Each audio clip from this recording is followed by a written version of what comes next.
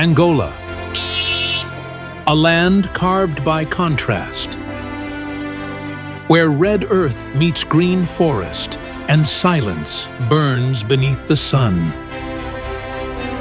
Here, the land breathes in extremes. Savannas shimmer with heat by day, and cool winds sweep from highland plateaus by night. Rain carves life into the soil, only to vanish again into dust. From the mist-wrapped Miombo forests of the central highlands to the Mopane plains baked beneath a merciless sky, Angola is a realm of survival, vast, raw, and alive.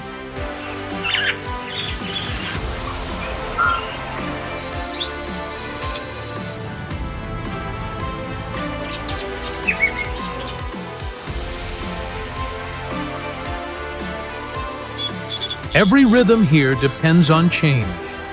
The return of rain, the flight of insects, the pulse of migration. This is a land where fire renews the forest, and drought tests every living thing. In this journey from BBTV Official, we follow Angola's wild heartbeat through forest, savanna, and sky to meet the winged souls that carry its spirit, enduring, brilliant, and untamed as Africa itself.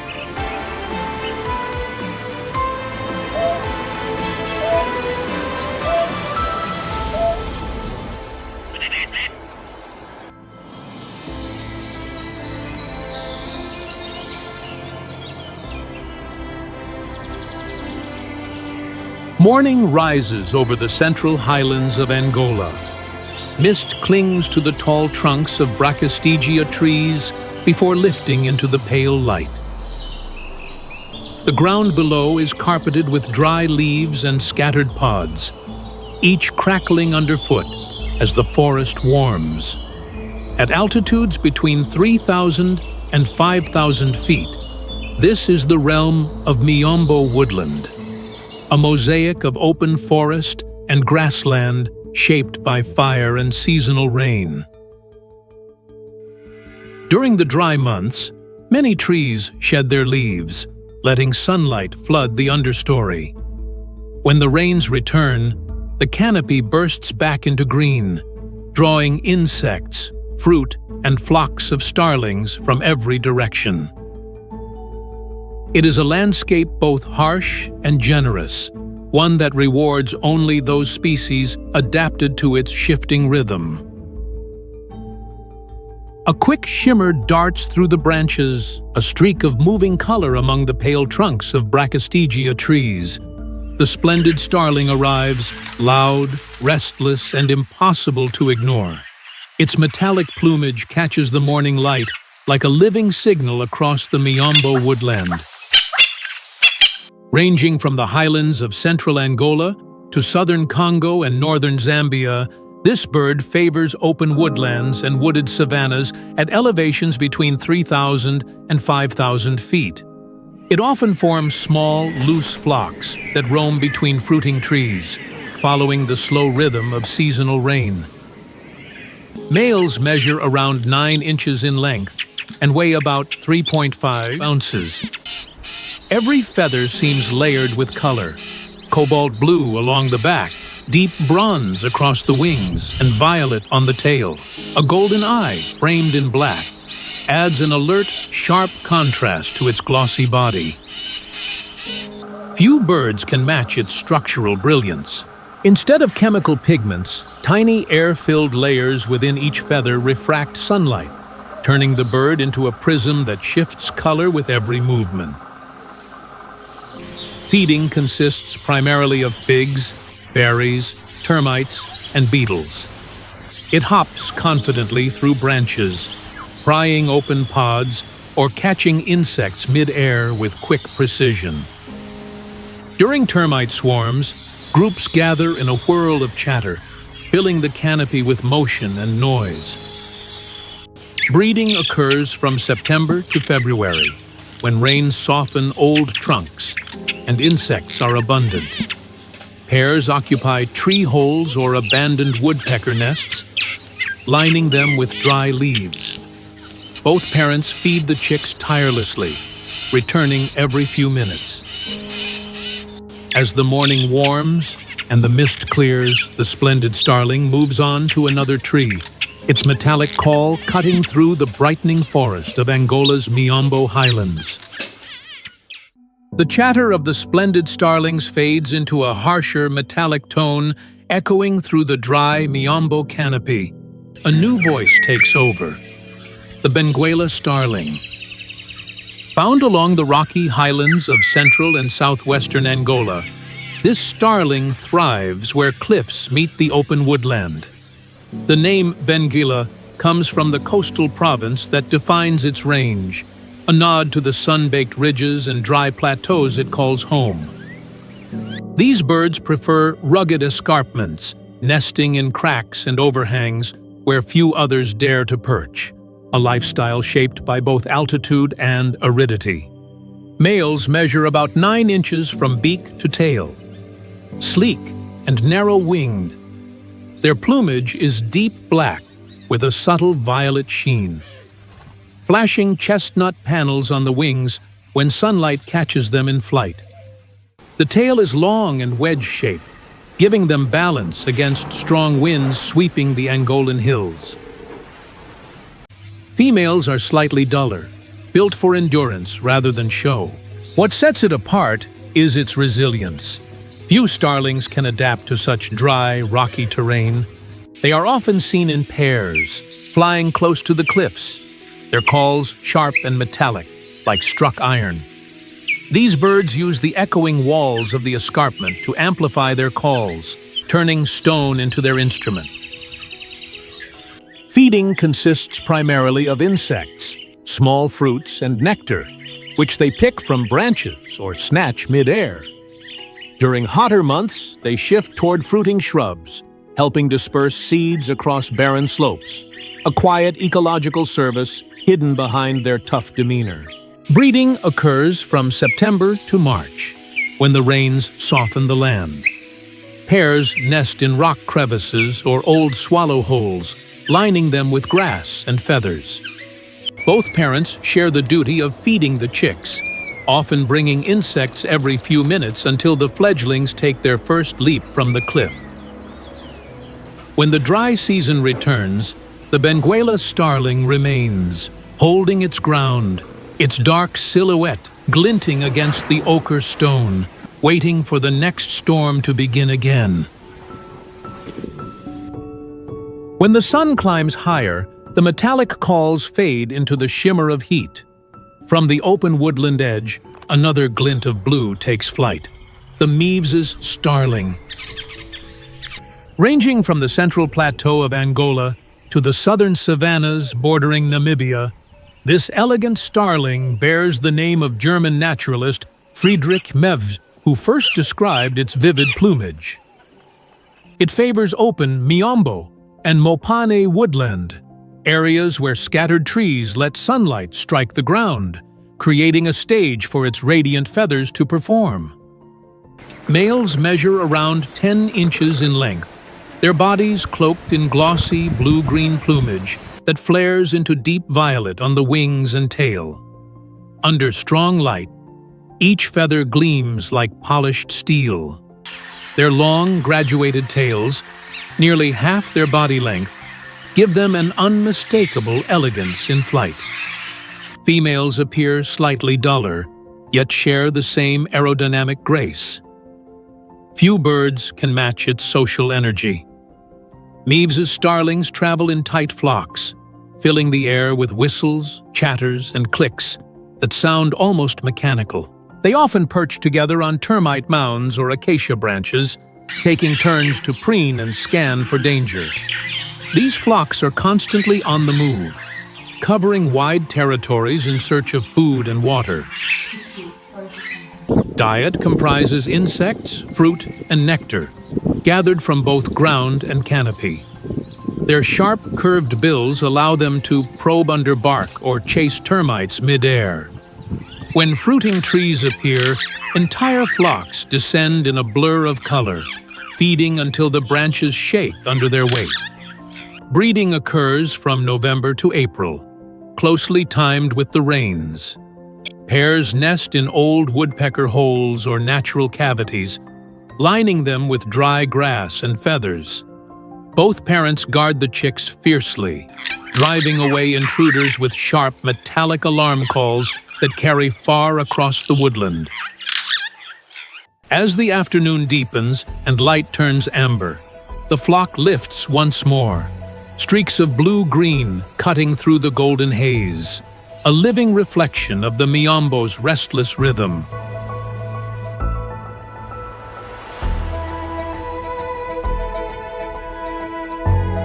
As the chatter of starlings drifts away, a single fluting whistle cuts through the warm air, sharp, rising, and impossibly clear.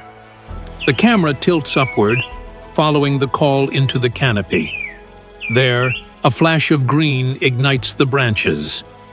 The African emerald cuckoo. Distributed across the tropical woodlands of Central Africa and the humid highlands of Angola, this cuckoo carries one of nature's most deceptive beauties. Its name, cupreus, means coppery, a nod to the metallic sheen that ripples through its plumage. It prefers dense Miombo forests and riverine groves, where filtered light turns its feathers into living color. At about 9 inches long, the male gleams with iridescent green upperparts and a vivid yellow chest crossed by a narrow, dark band. The underbelly glows bright as ripe mango, and the tail flashes white spots in flight. Females trade glamour for camouflage, olive brown with streaked bellies, blending perfectly with the dappled leaves where they hide their nests. Most remarkable is its parasitic breeding behavior. The emerald cuckoo never builds a nest of its own. Instead, it slips its egg into the nests of smaller insectivorous birds like flycatchers and cisticolas. Once the host incubates the intruder's egg, the young cuckoo hatches early, outcompetes or ejects its foster siblings, and grows fast under unwitting care. Diet comprises caterpillars, beetles, and hairy larvae. Prey most birds avoid. Its tongue and digestive tract are adapted to handle the toxins from those bristled insects, giving it a unique ecological niche. When the rains end, the forest quiets again, and the emerald cuckoo moves northward, its glimmering feathers vanishing into the canopy's shifting light, until the next season calls it back to sing once more. The last notes of the emerald cuckoo fade into the soft rustle of leaves. Then, a gentler voice takes its place. 4 clear whistles, bright and rhythmic. The Klaas's cuckoo answers the forest in its own quiet language. This small but brilliant bird is named after Klaas, the trusted servant of French naturalist François Le Vaillant, who first brought the species to scientific attention. It is widely distributed across sub-Saharan Africa, yet in Angola it thrives best along the Miombo woodlands and riparian forests, where open light and dense foliage meet. Here it flits restlessly among branches, calling from hidden perches near the forest edge. Measuring around 7 inches long and weighing barely an ounce, the male gleams metallic green above and bright white below, with a short square tail tipped in black. Females wear a duller bronze-brown coat with faint barring across the chest, subtler but equally graceful. Despite their size, they are remarkably agile, weaving through tight spaces where insects hover in the sunbeams. Unlike its cousin, the Klaas's cuckoo depends more on stealth than brilliance. It remains motionless for long minutes before darting forward to seize prey, mainly caterpillars, grasshoppers, and beetles. Its bill is narrow but powerful, adapted for precision strikes, and its keen eyesight allows it to detect movement even in the dim understory. Breeding occurs from October through March, closely aligned with the rains. True to its lineage, it is a brood parasite, laying single eggs in the nests of sunbirds or flycatchers. The chick hatches early, demanding food through relentless calls, while its adoptive parents work tirelessly, unaware of the deception. When the rains subside, Klaas's cuckoo drifts quietly northward, following the flush of new insects across the continent. In the Miombo woodland, its song lingers only in memory, a soft refrain that marks the passing of the season and the quiet resilience of life that endures here.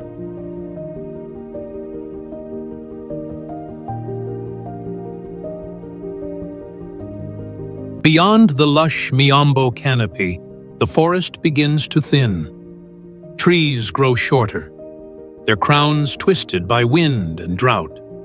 The air turns dry, the soil pale and cracked. This is the Mopane zone, the sun-baked heart of southwestern Angola, where the land leans toward the Namib Desert. Here, the Mopane trees spread their butterfly-shaped leaves wide to catch what little moisture the morning brings.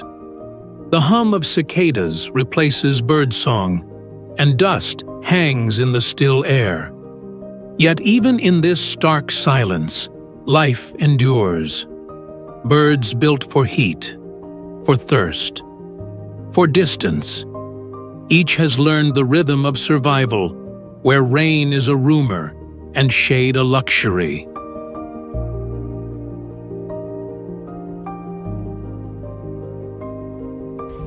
A faint shuffle breaks the silence, soft steps pressing into pale sand. The camera tilts low, catching a small bird patterned like the desert floor itself. The double-banded sand grouse appears, perfectly built for the dry heart of Angola.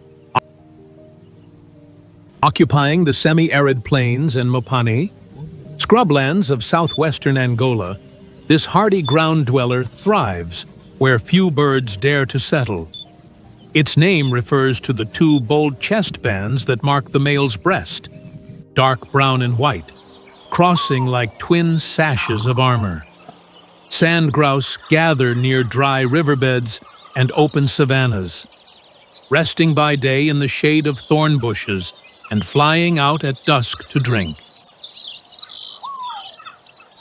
Males measure about 11 inches long, compact and strong-winged, with intricate buff, gray, and chestnut markings that mimic gravel and dust. Females are smaller and more camouflaged, vanishing against the cracked earth when they crouch. In flight, both reveal narrow, pointed wings and swift, falcon-like speed, a desert adaptation that keeps them alive under the burning sun. Unlike most birds of arid lands, the double-banded sand grouse has evolved a unique water strategy. Males soak their belly feathers in distant pools at dawn, carrying water back to their chicks several miles away, each feather holding precious drops. This behavior, rare even among sand grouse, turns the parent into a living canteen. Diet comprises dry seeds, buds, and small insects, gathered mostly at twilight when temperatures drop. Their thick gizzard grinds the hard seeds with swallowed grit, making the most of scarce nutrition. Breeding occurs from November to March, after brief desert rains. The female scrapes a shallow hollow in the sand, barely visible, where she lays two speckled eggs. Both parents guard the nest fiercely, relying on camouflage and stillness rather than flight. As the desert cools under the fading sun, the family gathers near a patch of Mopane shade. The air stills, the horizon shimmers, and the sand grouse waits, unyielding, for the next dawn's thirst to begin again.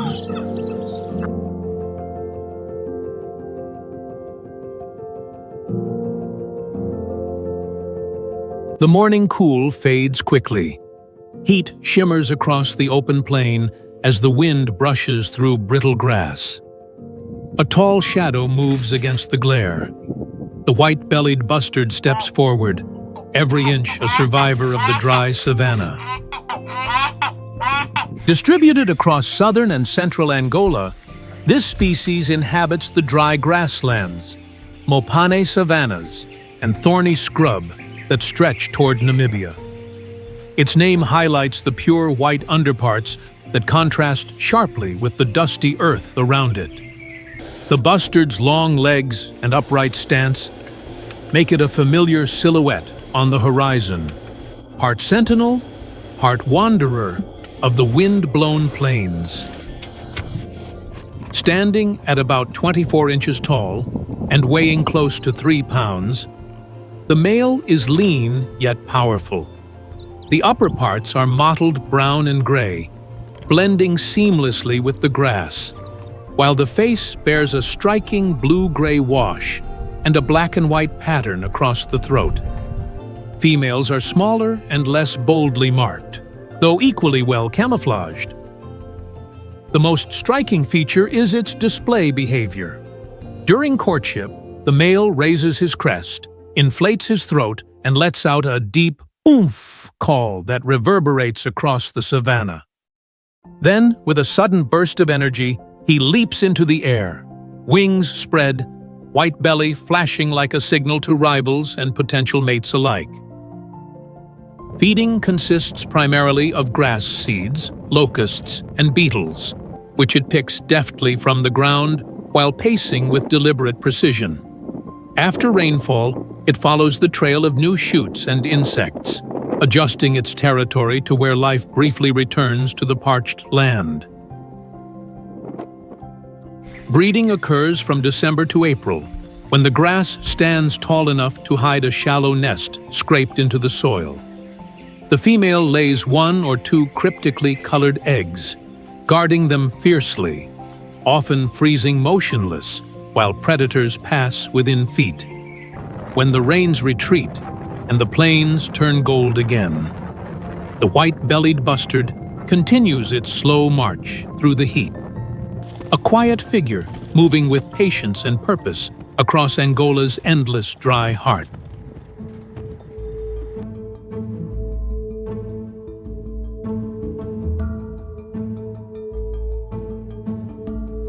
From somewhere across the dry plain, a deep booming note breaks the still air.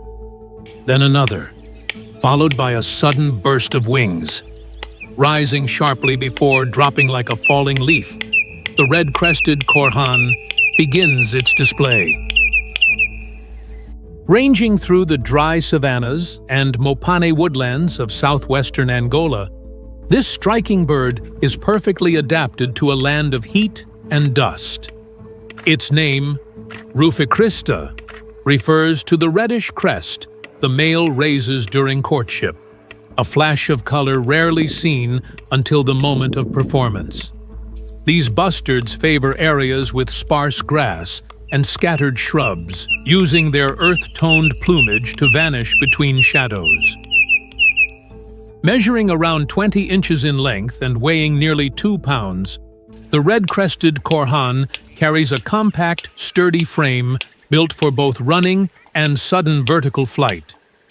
The plumage is a masterpiece of camouflage, dark brown mottled with gray and black on top, pale underneath, with the male's crest forming a russet blaze that appears only in display. The defining characteristic is its dramatic mating flight. The male launches skyward in silence, then suddenly spreads his wings, halts mid-air, and plummets toward the ground with rigid posture, before opening his wings at the last instant. The fall ends in a loud thump as he lands and struts proudly, crest raised, a performance as theatrical as it is precise.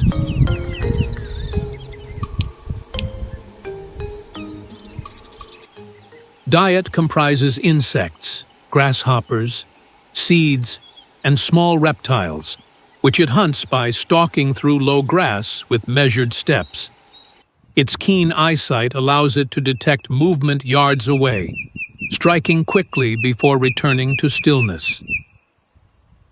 Breeding occurs during the wet season from November to March. when grasses are tall enough to conceal a shallow nest. The female lays 1 or 2 mottled eggs directly on bare soil, incubating them alone, while relying on camouflage to evade jackals and mongooses. As evening light fades and cicadas fall silent, the male korhan calls once more, a low, echoing note across the savanna, waiting for the next dawn to bring another chance to dance beneath the blazing Angolan sun.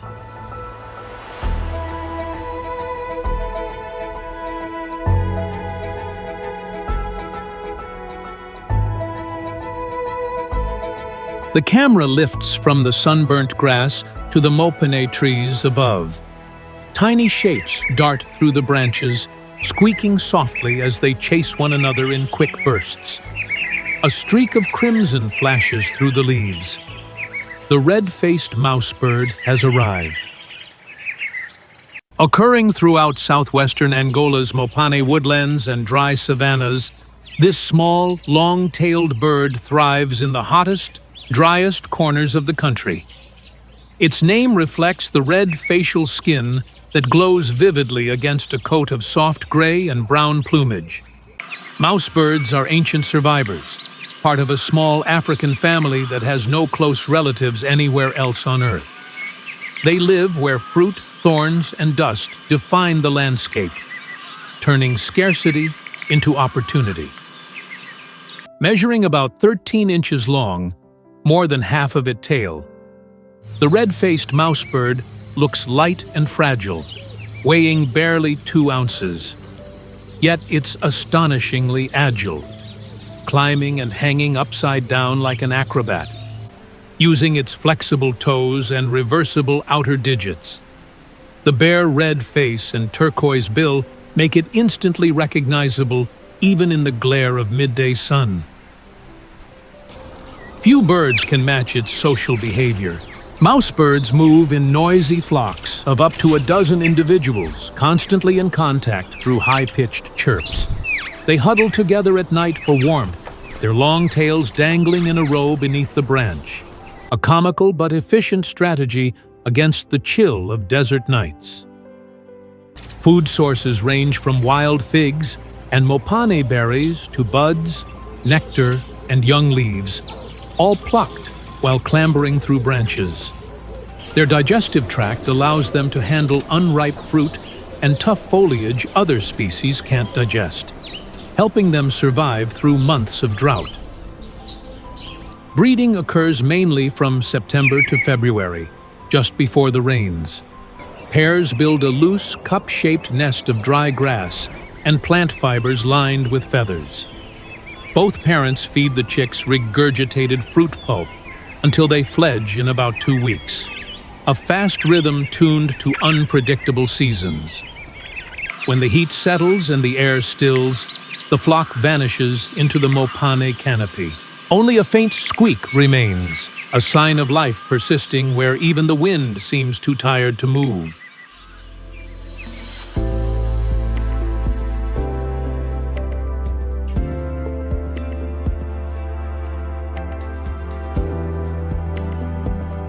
From the dry Mopane plains, the land begins to rise.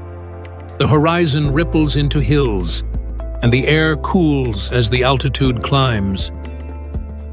Here, trees twist into new shapes: acacia, baobab, and tall figs rooted in stone.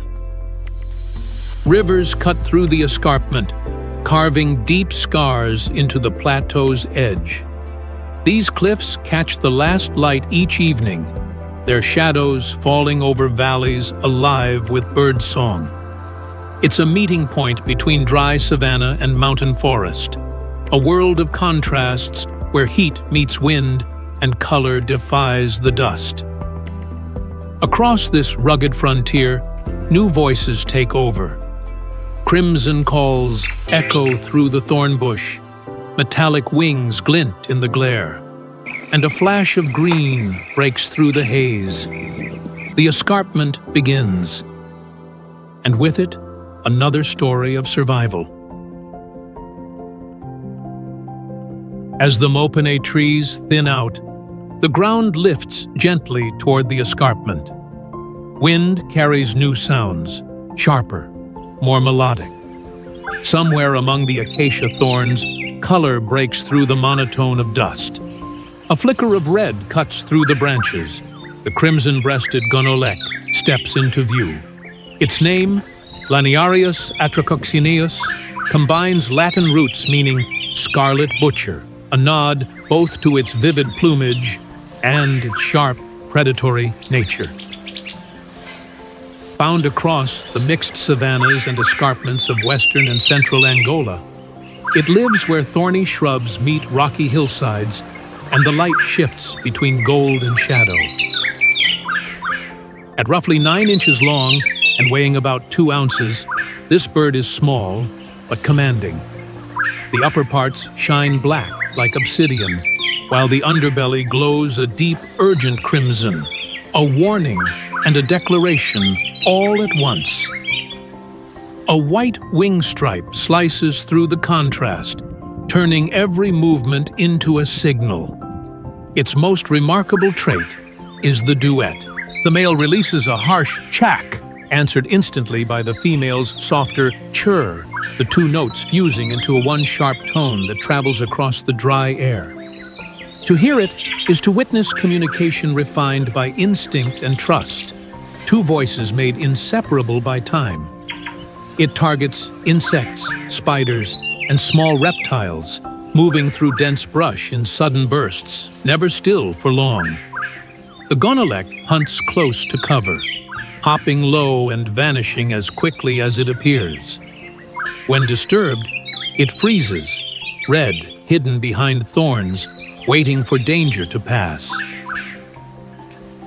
Breeding takes place during the rainy months between November and March, when food surges and the land turns green. The pair builds a deep, cup-shaped nest of bark and dry grass woven tightly among acacia branches.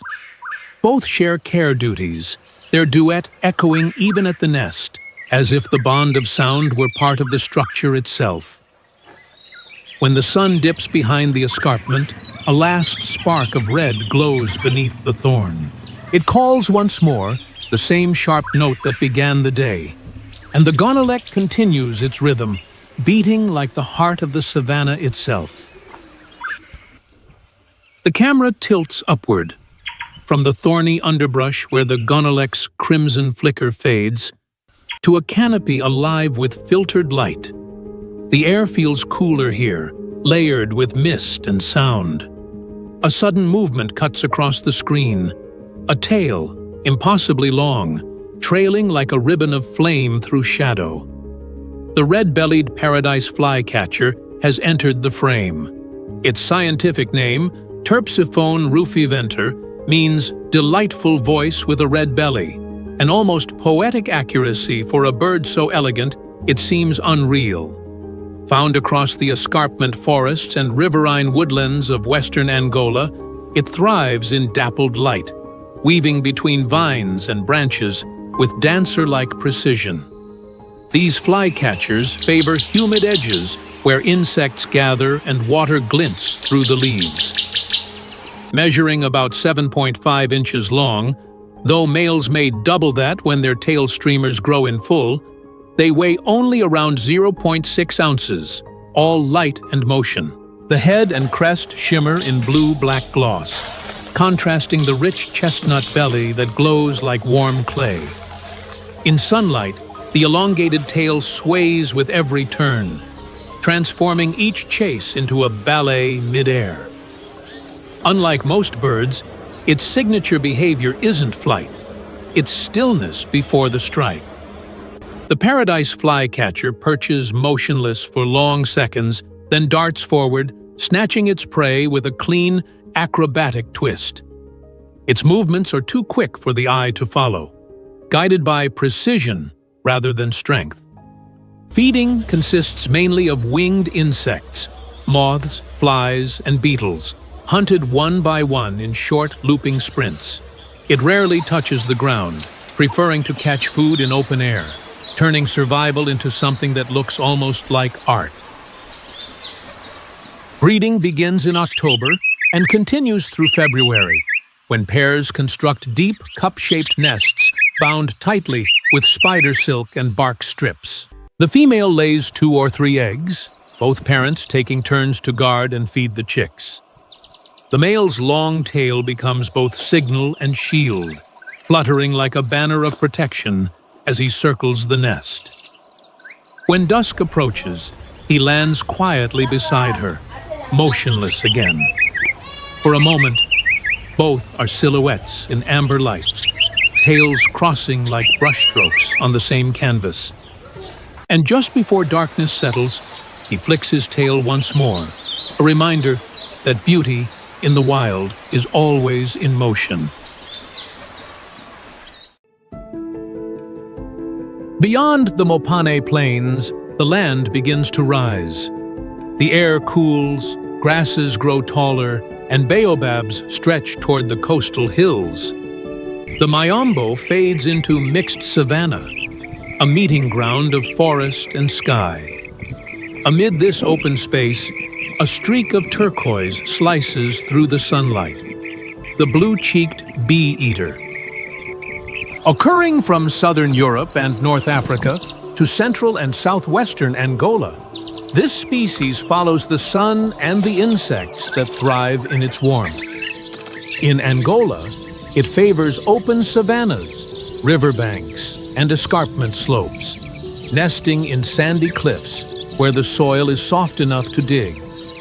Its scientific name, persicus, recalls its early discovery in Persia, though its wings now span continents, connecting deserts, deltas, and coastal plains.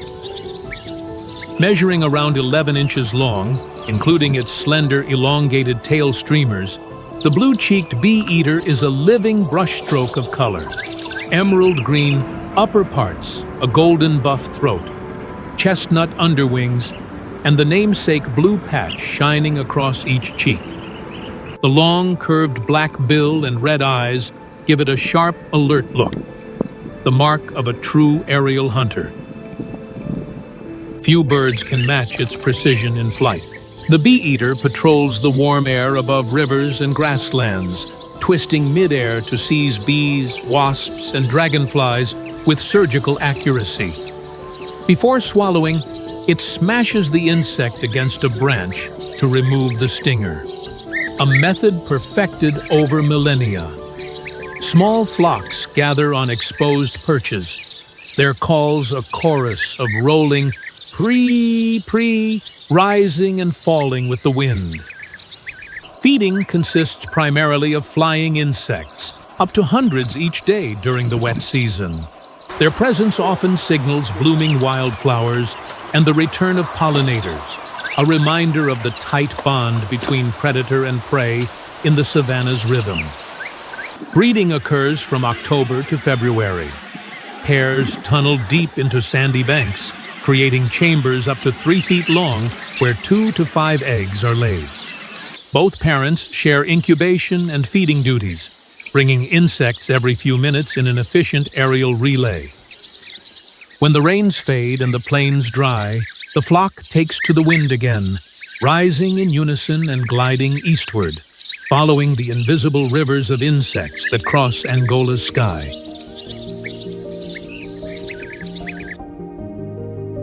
At dawn, the savanna wakes to a sound that needs no introduction, a deep, rolling ha-ha-ha-da-da, cutting through mist and morning light. It's the unmistakable cry of the Hadada ibis, the early caller of Angola's escarpment valleys.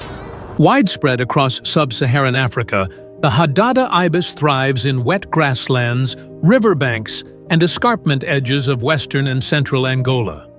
Its name, Hegadash, comes directly from its onomatopoeic call, an echo that defines sunrise from farmlands to forest edges.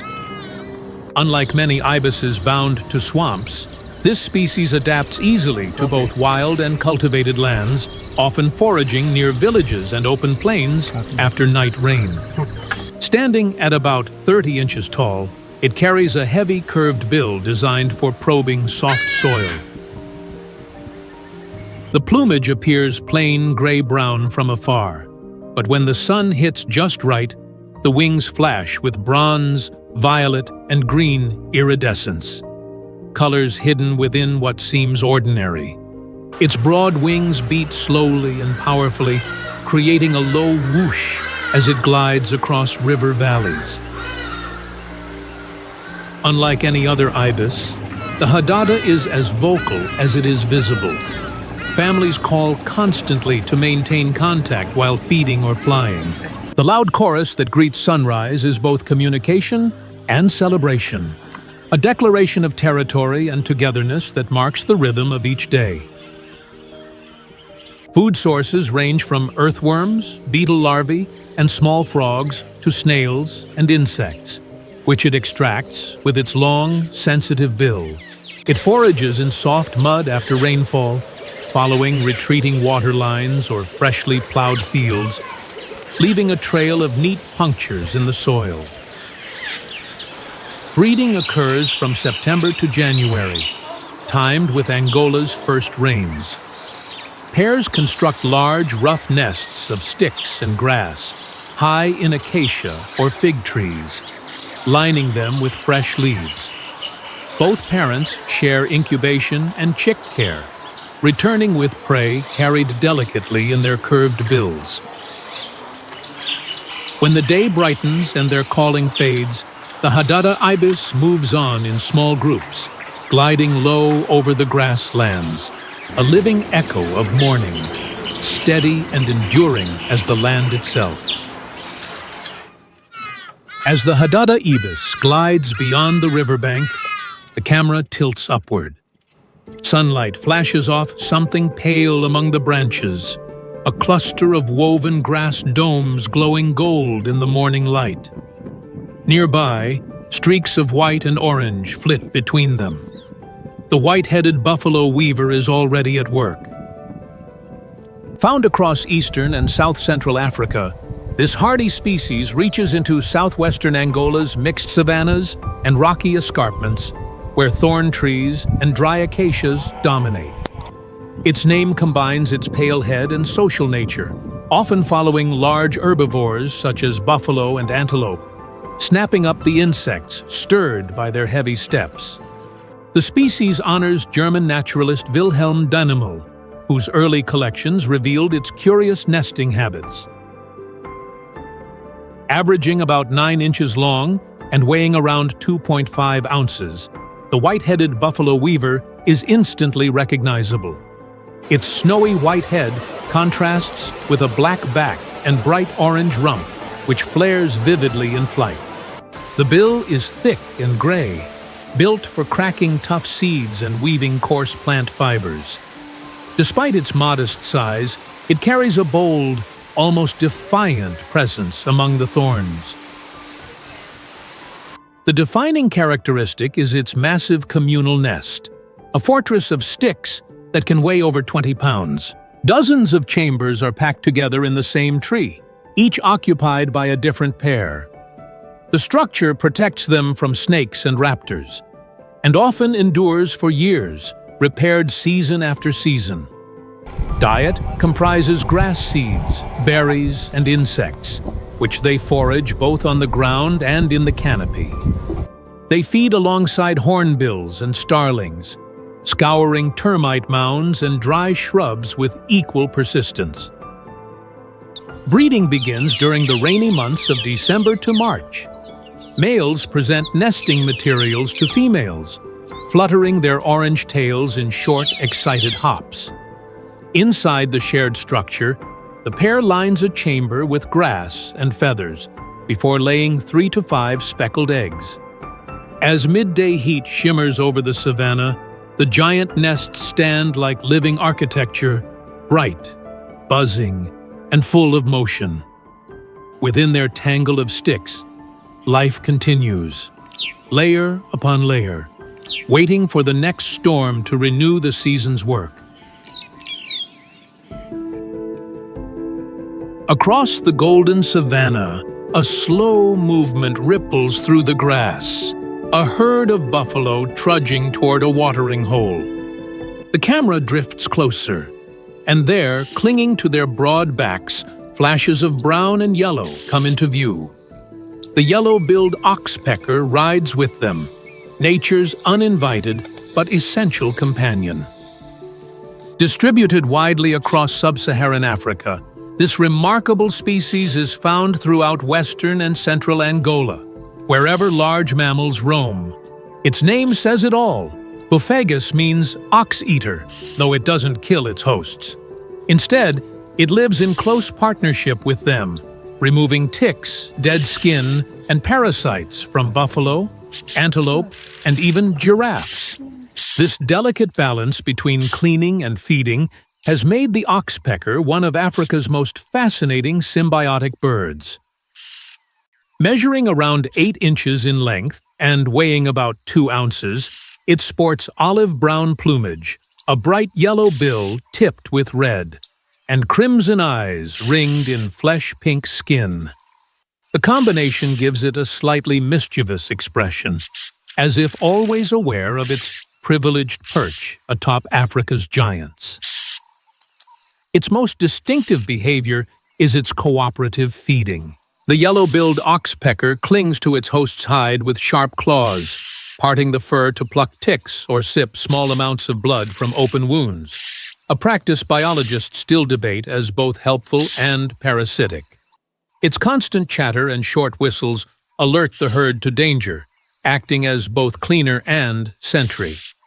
Food sources range from ticks and biting flies to small blood meals and dead skin found directly on the host's body. Occasionally, it feeds on insects stirred up by hooves or dust clouds, fluttering close before returning to its chosen back. Breeding occurs from September to January, often inside tree cavities near grazing grounds. The female lays 2 to 4 eggs, cushioned with hair and feathers plucked from the very mammals that feed them. Both parents guard the chicks fiercely, returning to their hosts each day for food. As the sun dips low and the herd settles in the heat haze, the oxpeckers remain silent now, heads tucked beneath their wings, waiting for dawn to bring the slow march of buffalo and the endless feast that follows.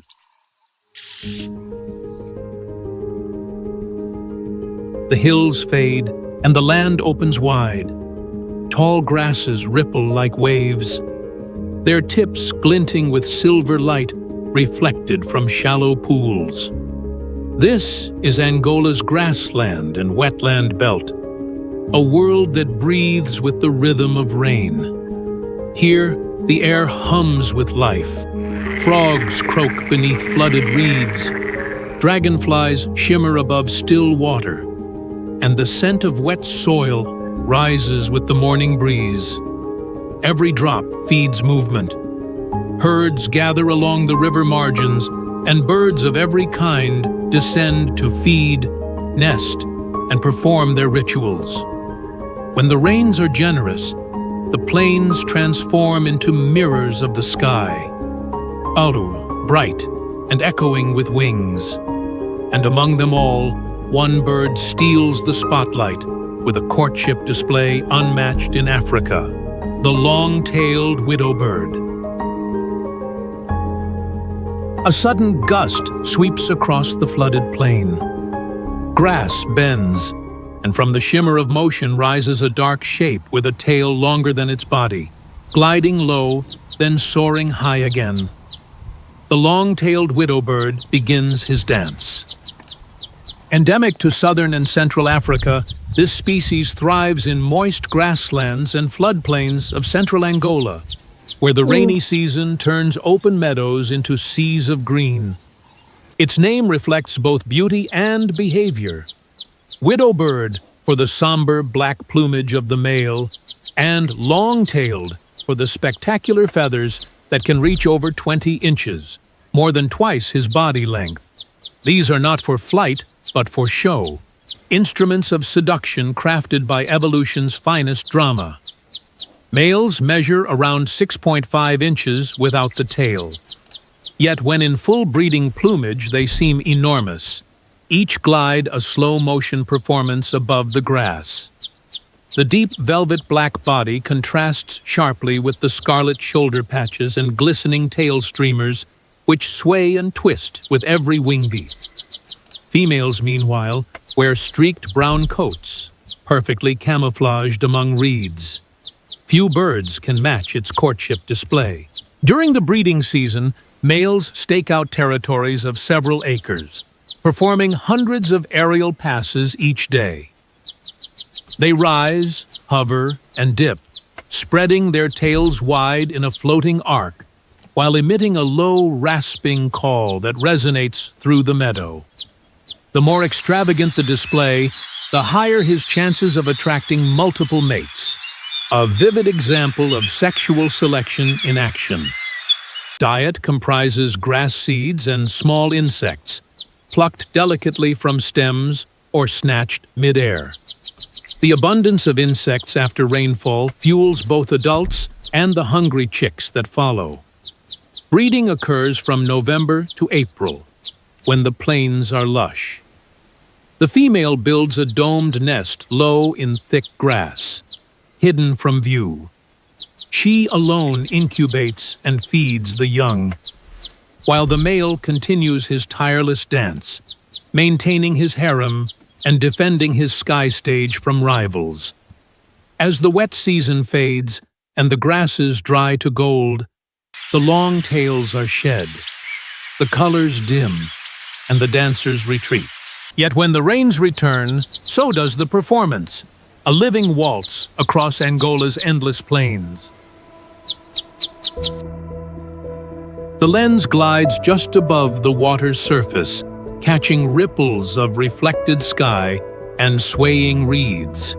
Then, from the stillness, two figures emerge, plumage painted in chestnut, olive, and white, their reflections shimmering in the floodlight of dawn. The greater painted snipe steps into view. Found throughout sub-Saharan Africa and southern Asia, this beautiful wader inhabits Angola's flooded grasslands, shallow marshes, and river margins where mud and water weave together into a single living canvas. Its name, painted snipe, comes from the intricate brushstroke patterns of its feathers, soft, detailed, and surprisingly vivid up close. Unlike most birds, here it's the female who wears the brighter colors, taking charge of courtship while the male tends the nest. Measuring around 10 inches long and weighing about 3.5 ounces, the greater painted snipe is compact, with a long, down-curved bill built for probing soft mud. The female's chestnut neck, white eye ring, and olive-brown wings edged with buff spots give her a regal, almost ornamental look. The male is duller, wearing earth tones to blend with reeds and shadows, the perfect guardian. The most remarkable trait lies in its reversed gender roles. Females court males with calls and displays, spreading their wings to reveal gleaming white patches. Once the eggs are laid, the male takes over, incubating them for nearly 3 weeks and guiding the chicks through the shallows after they hatch. It's a quiet devotion rarely seen among waders. Feeding consists primarily of insects, crustaceans, and small mollusks, which they probe from mudflats at dawn and dusk. Their movement is delicate and rhythmic, a slow glide, a pause, then a quick jab of the bill. Breeding begins with the first heavy rains between November and March. Males build a shallow grass cup on floating vegetation or mud islands, carefully concealed under thick reeds. Chicks hatch covered in down and swim within hours, following their father's lead through a maze of glistening channels. As storm clouds gather and the air thickens with the scent of rain, the painted snipe wades silently across the flooded plain, its colors mirrored in the water, a fleeting vision of grace shaped by mud, light, and devotion. Where the forest ends and the grassland begins, the world changes its rhythm. Shafts of sunlight slip through scattered branches, striking patches of green, gold, and shadow. This is the woodland edge, the quiet frontier between two worlds. Here, the air is lighter, the canopy thinner, and the undergrowth alive with whispers of movement. Small birds rule this realm, slipping between leaves and thorns, flashing colors that seem designed both to hide and to dazzle. Their beauty is subtle, the kind that rewards patience. Every twig, every glint of light holds a secret life. A soft trill from the shadows, a brief flicker of crimson or blue. Morning dew still clings to the grass when a flash of turquoise flickers through the scrub. One bird becomes 3, then 5, tiny shapes weaving between branches in soft, synchronized motion. Their feathers catch the light, like ripples on water. The blue waxbill has begun its quiet ballet. Endemic to southern Africa, and especially abundant in central and eastern Angola, this charming species thrives in woodland edges, open thickets, and acacia scrub where sunlight filters gently through leaves.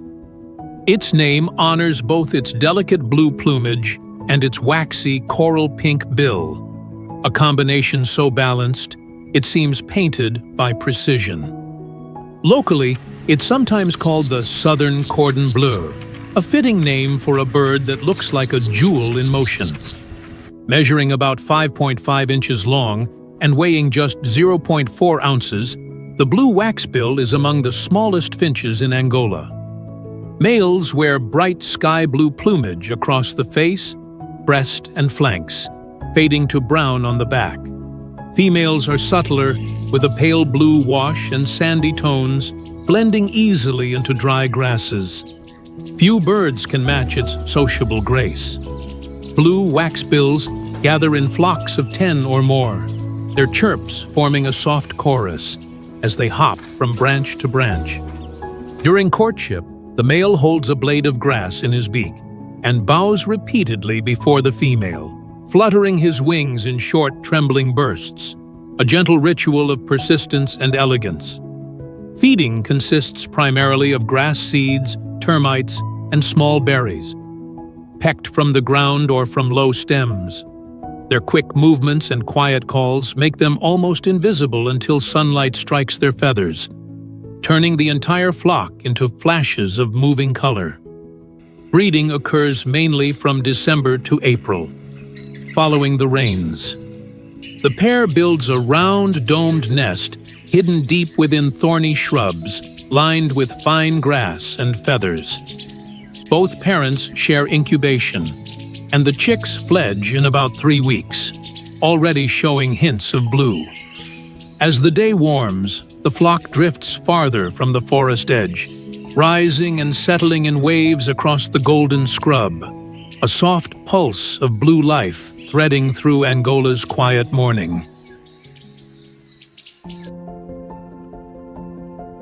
The sun tilts low over the savanna, setting the acacia thorns aglow in amber light. A pair of small birds perch close together, their plumage catching the last color of the day, violet, rose, and soft brown blending into one quiet brilliance. The violet-eared waxbill turns its head, and the light turns everything purple. Native to southern Africa, this elegant finch inhabits dry thorn scrub, woodland margins, and semi-arid savannas across southern Angola. The species name, granitina, refers to its jewel-like colors, subtle in shade yet dazzling when seen under direct light. Shy and fast-moving, it prefers low bushes and tangled undergrowth, rarely venturing into open ground except to drink or bathe. Measuring about 5.5 inches in length and weighing around 0.5 ounces, the violet-eared waxbill is one of the most vividly colored small birds in Africa. The male wears a deep violet mask across his cheeks and throat, set against a chestnut body and blue-gray crown. The female is paler, her face tinted with mauve rather than bright violet, a softer echo of his brilliance.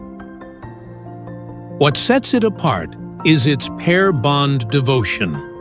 Unlike many waxbills that gather in flocks, these birds stay in close pairs year-round, moving together through thickets in perfect coordination. Their duet calls, a series of quick high sip notes, keep them connected even when hidden by dense foliage. Feeding consists primarily of grass seeds, tiny fruits, and termites, collected at dawn and dusk when the air is cool. They forage quietly among roots and low shrubs, pausing to preen or exchange soft chirps before vanishing into shadow again. Breeding occurs during the rainy season from December to March. Pairs build a spherical nest of dry grass hidden deep in thorn bushes with a narrow entrance facing downward. Both parents share duties, and their bond often lasts across multiple seasons, a rare constancy in a restless world. As twilight deepens, the pair remains perched close, plumage glowing faintly in the fading light. Around them, the ridgetop fades into indigo, and the gentle duet of violet-eared waxbills continues, quiet, unwavering, and eternal as the dusk itself. From the misty Miombo woodlands to the burning Mopane plains, from river-edge reeds to the sunlit savannas, Angola's wild heart beats in color, sound, and flight. Every wing tells a story of endurance, every call a promise that life persists, even where heat, drought, and silence would seem to rule. These birds are more than beauty. They are survival written in feathers, songs, and instinct. Together, they weave a tapestry that reminds us how fragile and how resilient nature can be. If you've journeyed with us through these skies and forests, let your support help this story continue. Subscribe to the channel, like this video, and share it with those who still believe the wild deserves a voice. Because somewhere, across Angola's vast horizon, another song has already begun, waiting for us to listen.